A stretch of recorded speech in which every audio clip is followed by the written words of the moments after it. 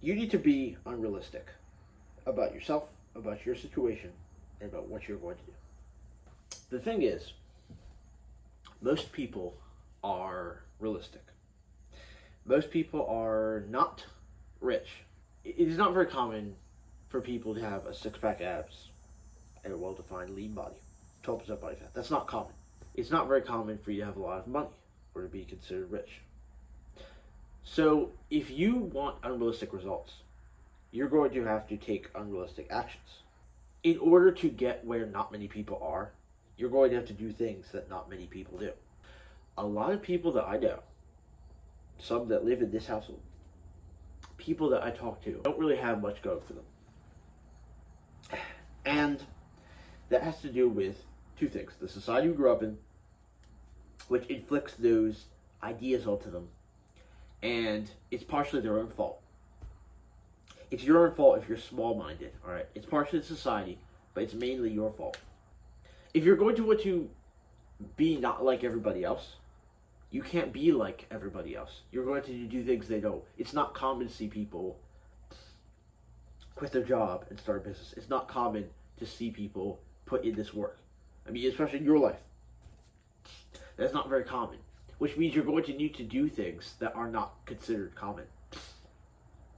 Just like with working out. If you want a six-pack, if you want muscles, if you want to be lean and shredded, it's not common to see people measure out their own food, to just drink only water and fast till 12 o'clock. That's what happened with me.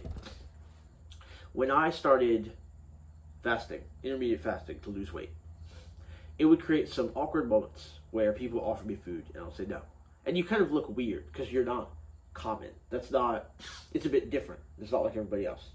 But you realize the result of that is now I have a body that not many people do have. I don't want to be like everybody else. You're going to do unrealistic things. Now, the thing is, it's actually easier to have unrealistic goals rather than realistic ones.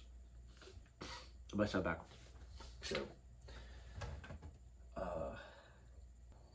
why is it easier to have a much more unrealistic, harder goal than it is to have an easier one? Sounds like an oxymoron, I know. But if you think about it, if most people have low expectations and they have realistic goals, things that they think are easier to achieve, they think it's harder to achieve this to get to the top of the mountain. Most of your competition is down here in the lower section because they're not trying hard enough. And that in turn feeds back into their brain thinking, oh, I won't be able to make it to the top of the mountain, so I'll just be like everybody else. And that in turn is a self-fulfilling prophecy, because with that level of mindset, they'll end up being mediocre. They'll end up being like everybody else. But if you have unrealistic goals and unrealistic expectations, then your competition down here is a lot. But like I said, it's not very common for people to be unrealistic and have unrealistic goals, which means the people at the top are few and far between. You've heard the saying, it's lonely at the top. And that's true with this. Don't listen to people who say you need to be realistic. Is a term that people use whenever something is said that is too ridiculous. People are told to be realistic. That is the problem, is that you're listening to these people who say you need to be realistic, when in reality you need to be unrealistic, because that is what gets you results. When you're young and people ask you what you want to be, and you say a firefighter, I want to go to the moon, I want to be president, it's nice when you're a kid, but when you're an adult, people start saying, come on, be realistic. Don't listen to everyone else. Everyone else is real. Yeah, well, they're real poor. That's what they are. They're real poor. And being realistic doesn't make you money. Think about history. You think that the brave men who went to war to conquer new lands and do unexpected things, do you think they were being realistic? No, because it wasn't real before. For a while, the 4-minute mile was thought to be impossible to achieve. But then there was a man who actually ran it. And now, after that, people did the 3-minute mile. And so on and so forth. So breaking new boundaries and doing new things. The pioneers, the people we put on pedestals, they weren't realistic. They were unrealistic because they had unrealistic expectations, going further and farther beyond. You can want to have a job if you want. You cannot have a realistic mindset. It is a small mindset. You're never going to achieve anything great unless you are truly unreasonable, almost to a point of stubbornness, where no, I am going to win. There's a degree of arrogance that's needed for most winners. I think it's best shown with Muhammad Ali, a little bit with Mike Tyson, but a lot of boxers, they're justifiably arrogant.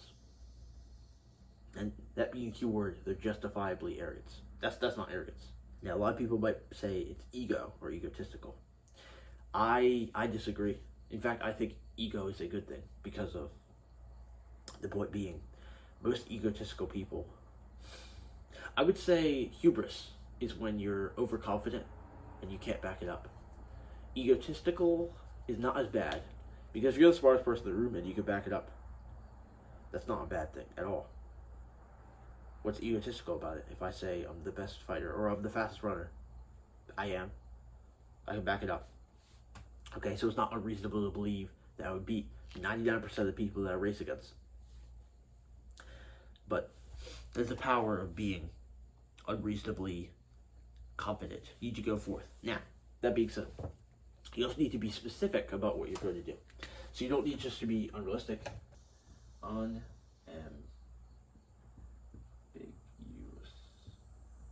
Be specific. When people say they're going to college, I know some people go to college. I'm just going to go for whatever. That's wrong because they don't know what they're doing. You need to have a goal. You need to know exactly what you're going for, what X marks the spot, what you're trying to achieve. Now, I will say you can start out vague, but you need to get specific. You need to narrow it down. You need to hone in on what exactly that one point is. This just nonsense. You're wandering around without a map. Alright. And be great is one that I see often. It's hard to just be great.